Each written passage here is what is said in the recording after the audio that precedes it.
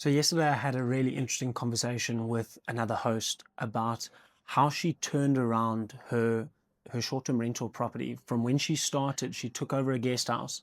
It had an average rating on booking.com of about a 4, and she's managed to take that all the way up to a 9.5 by just simply being super intentional about the type of experience that she wants to provide.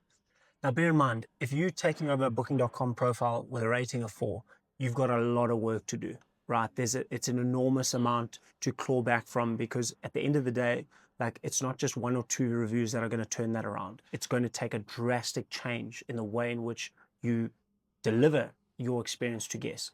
So I want to share a couple of things that she's done that I thought were quite insightful.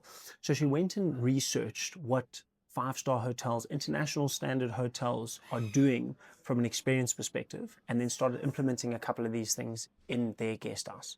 So the first thing they did was they decided that they were going to change towels every single day. Right now, this is something that a lot of people don't do, but she was like, we're going to do this. I know it's a bit of extra work, but we're going to do this every single day.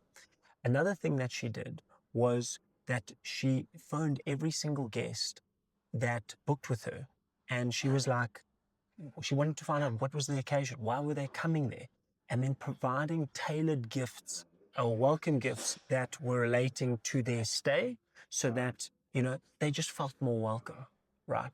And then the third thing that she did was that she really focused on how the cleaners were actually going about cleaning the units.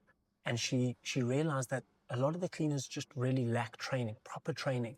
So she invested a huge amount of time in training the cleaners on how to clean the dishes, how to clean the units at a sort of five-star hospitality grade.